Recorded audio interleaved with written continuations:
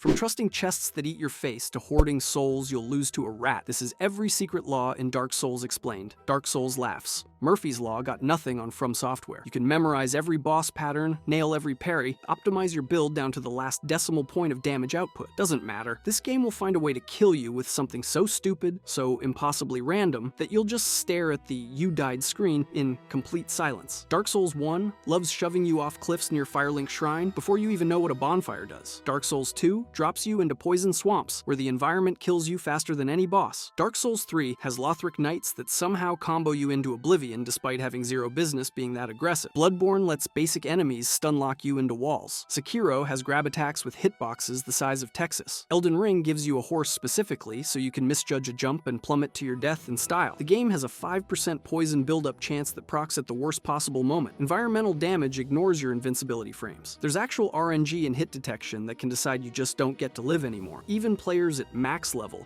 wearing the best armor, wielding weapons that one-shot gods, still die to rats. Not because rats are strong, because Dark Souls finds it funny. This law exists to teach you humility, and it has a 100% success rate. The "You Died" compilation videos have millions of views because everyone recognizes that exact moment when the game just decides your run is over. Fashion Souls players get wrecked, speedrunners get wrecked. That one guy who beat the game with a Guitar Hero controller still gets wrecked by random fall damage. But here's what makes this law fascinating. It's not actually random. From Software designed these moments. They knew exactly where players would panic roll off ledges. They placed those poison swamps with surgical precision. This is Murphy's Law weaponized into game design, and it works because the threat never goes away. You never graduate past stupid deaths. The game's tagline was literally, "Prepare to die," and it wasn't a warning. It was a promise. Build evolution. You start as a sorcerer, glass cannon build, throwing magic from a safe distance, feeling like a genius. Give it 20 hours. You're wearing Havel's armor, swinging an ultra greatsword, and you can't remember the last time you cast a spell. This happens to everyone. It's not a choice.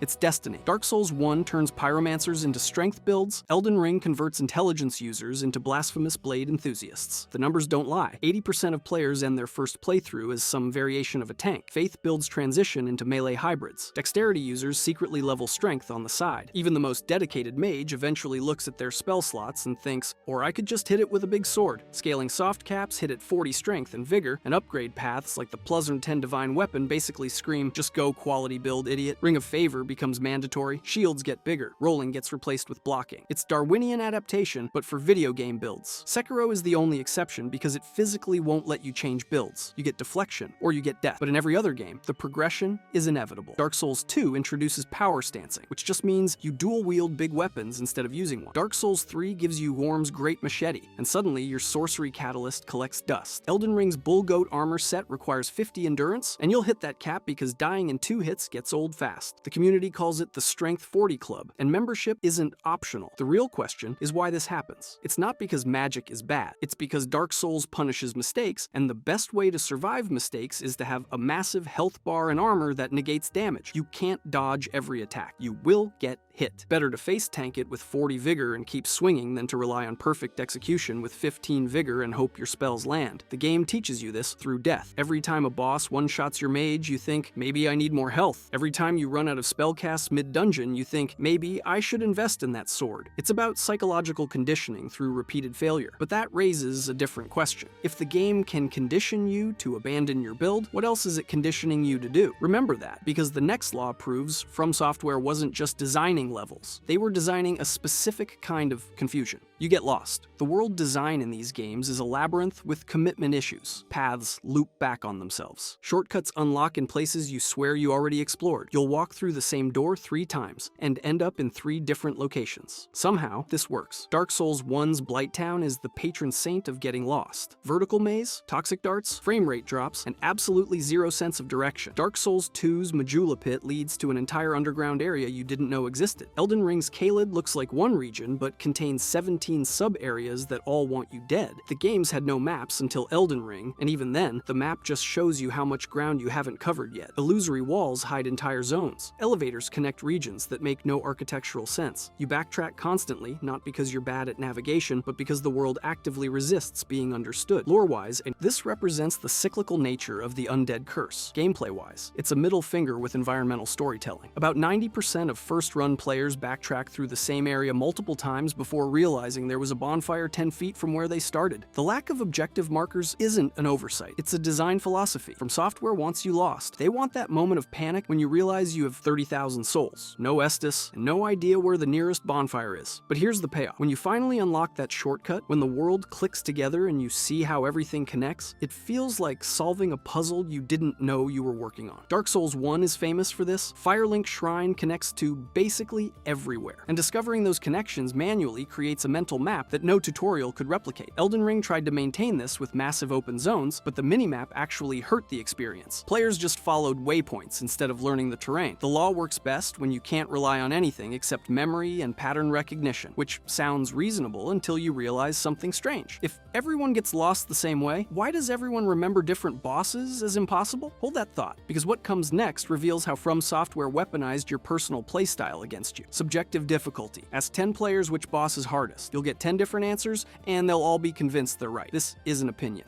It's fundamental to how these games function. Dark Souls 1 splits the community into ONS fanatics and Seath complainers. Some players think Crystal Sage in Dark Souls 3 is a joke. Others get chain-stunned by magic spam and contemplate uninstalling. Elden Ring's Millennia has entire Reddit threads debating whether she's peak boss design or broken garbage. Playstyle dictates everything. Dodge-focused builds destroy some bosses and get wrecked by others. Block builds reverse the matchup. RNG affects boss behavior patterns. A fight you breeze through might brutalize your friend, and vice versa. The game doesn't scale difficulty to your skill. It presents challenges and lets you figure out if your approach works. Lore justifies this through the chosen undead concept. Every player is a different variant, living a different version of the same story. Technically, it's about build matchups and random phase transitions. A strength build laughs at slow bosses, but suffers against fast combos. A dex build has the opposite problem. Sekiro tried to eliminate this by removing build variety, forcing every player through identical challenges. It worked mechanically, but killed replayability. The other games thrive on subjectivity, because it means every playthrough feels personal. Summon signs amplify this law. Co-op turns brutal solo encounters into manageable fights. Going solo when others summon changes the entire experience. Reddit polls on boss difficulty look like random number generators, because they're measuring completely different experiences. Someone who fought Millennia with Mimic Tear had a different game than someone who soloed her. Neither is wrong. The game accommodates both, which is why the discourse never ends. Your mileage will vary, and From Software designed it that way on purpose. But if difficulty is subjective, why do all players eventually hit the same wall? Not a boss, not an area, something more fundamental that breaks everyone regardless of build. Watch what happens when the game stops letting you fight your way. Stamina management. Every boss has that one combo, the infinite chain, the relentless assault that drains your stamina bar and then keeps hitting while you stand there, guard broken, waiting to die. This is intentional. The game punishes greed. Dark Souls 3's Pontiff Sulivan has a 3-sword combo that melts stamina in seconds.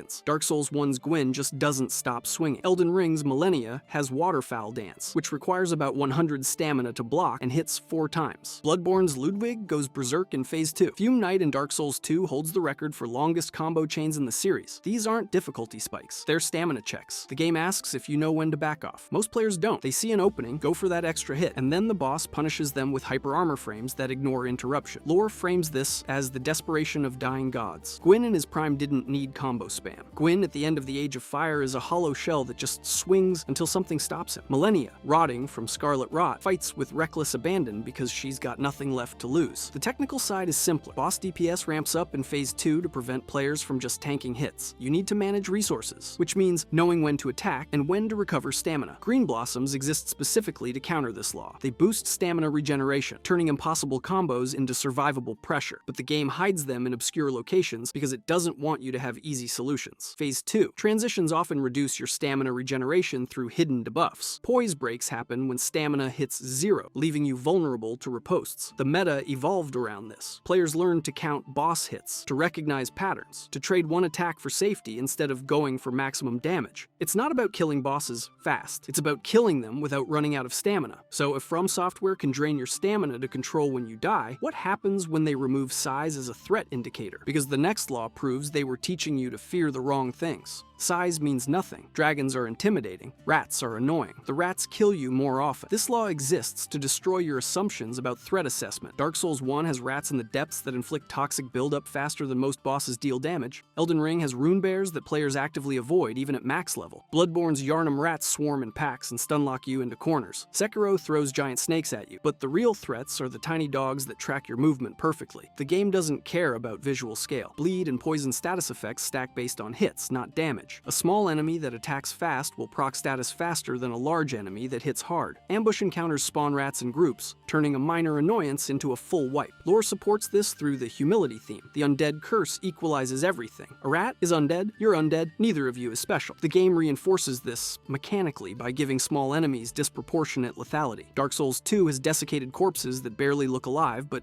can still kill you. Dark Souls 3's Karthus rats deal 300 plus damage per second if they get on top of you. Purple moss clumps exist because poison from rats is a legitimate build-ending problem. The community turned this into a rule. Kill dogs first, always. Immediate. They're fast, they interrupt healing, they gank in packs. Rats are second priority. Turtles are off limits unless a puzzle requires their death, and even then, players feel bad about it. This law teaches target prioritization. You can't just swing at the biggest threat. You have to identify which enemy will actually kill you, and that's usually the one you're ignoring. David versus Goliath works in Dark Souls because Goliath is slow and predictable. David is a toxic rat that just procced your bleed bar, but threat prioritization assumes you know what you're fighting. Here's where it gets weird. What if From Software made boss names deliberately confusing for a reason beyond intimidation? Keep that question alive. Naming conventions. About 33% of boss names sound like someone mashed a keyboard while reading ancient Egyptian texts. This law is pure comedy. Dark Souls 3 is the worst offender. Deacons of the Deep sounds reasonable. Ancient Wyvern makes sense. Soul of Cinder is poetic. Then you get Dark Eater Midir and Slave Knight Gale, and you just accept that some names exist to be intimidating. Dark Souls 2 has Vendrick, which is simple. It also has Looking Glass Knight, which is just describing what he is. Elden Ring tried to fix this with demigod names like Millennia and Radon, which actually work. But then it also has Lich Dragon Fortisax, and we're back to gibberish territory. Lore explains this through ancient languages. The bosses have names in a dead tongue, and the player character just sees the translated version. Item descriptions hint at proper pronunciations, but nobody actually uses them. The community just makes up nicknames. Midir becomes the Laser Dragon. Guile is Old Man. Ornstein and Smaug are O and S, because nobody wants to type their full names. The technical reason is simpler. Intimidating names make bosses feel more important. Lovecraftian horror relies on unpronounceable entities. From Software borrowed that aesthetic. The meme potential is ridiculous. YouTube videos dedicated to pronunciation guides get hundreds of thousands of views. Streamers argue about whether it's Malenia or Mal-Awainia. Nobody knows. Miyazaki probably doesn't know. The names exist to make you feel small, like you're facing something beyond comprehension. It works because you remember the fights, not the names. You remember getting destroyed by that one dragon boss in the DLC. The name stops mattering after the 10th death, which would make sense if names were the only thing that didn't follow rules. But they're not, because what happens next shows From Software broke the one system players rely on most: predictable enemy behavior. Aggro chaos. Pull one enemy, fight one enemy. Pull 3 enemies, fight 17 enemies, and also the terrain wants you dead now. Aggro in these games follows rules you'll never understand. Dark Souls 1's Blighttown has enemies on different vertical levels that somehow all detect you simultaneously. Elden Ring's soldier camps look manageable until you hit one guy and the entire outpost swarms you. The game uses sound radius detection, but the radius changes based on factors the UI never explains. Line of sight breaks aggro sometimes. Other times, enemies chase you across the entire map. Dark Souls 2 has enemies that follow you through fog walls. Bloodborne enemies can rally and heal themselves, which means pulling groups turns into a sustained battle. Lore frames this as mob madness. Hollows have lost their minds. They don't follow tactics, they just attack. The technical explanation involves LOD pop-in and inconsistent AI behavior. Some enemies have larger detection ranges. Some enemies alert nearby allies when aggroed. Some enemies just do whatever they want. About 50% of group pulls result in a full swarm. The other 50% result in enemies standing around watching their friend die. You can't predict it, you just react. The counter is AoE weapons. Great swords hit multiple targets. Spells like Soul Stream pierce through crowds, but most players learn to lure enemies one at a time, which turns every encounter into a slow, methodical process. Speedrunners do the opposite and just run past everything, which works because enemies have leash ranges. Stop moving, they reset. Keep sprinting, they can't catch you. The law exists because From Software wanted unpredictable combat. If every fight was consistent, players would optimize the fun out of the game. Chaos keeps you on edge. So we've established the game controls your build, your navigation, your stamina, your threat assessment, and your enemy encounters. What's left? The actual boss fights, and here's where things get truly calculated, because From Software added invisible timers to every major encounter. Burst damage. Prolonged boss fights trigger secret mechanics you didn't know existed. The game rewards killing bosses fast, even if that means taking risks. Dark Souls 3's Curse-Rotted Greatwood has a phase transition where the floor collapses. If you trigger it late, the fall damage can kill you. Elden Ring's Elden Beast has untelegraphed AoE attacks that only happen if the fight drags on. Bosses under 30% health enter desperation phases with new new moves. These aren't listed in any guide. You discover them by surviving long enough to see them, or by dying to them and wondering what just happened. Sekiro has terror builds that kill you through chip damage if you don't end fights quickly. Lore justifies this as gods fighting with everything they have left. A dying boss isn't going to play fair. Mechanically, it's a DPS check. The game wants you to optimize damage, learn openings, and capitalize on vulnerabilities. Phase skip glitches exist in every game because players found ways to kill bosses before mechanics trigger. From Software sometimes patches these out. Other times, they leave them in because speedrunners make the game look cool. Burst damage builds dominate PvE for this reason. High risk,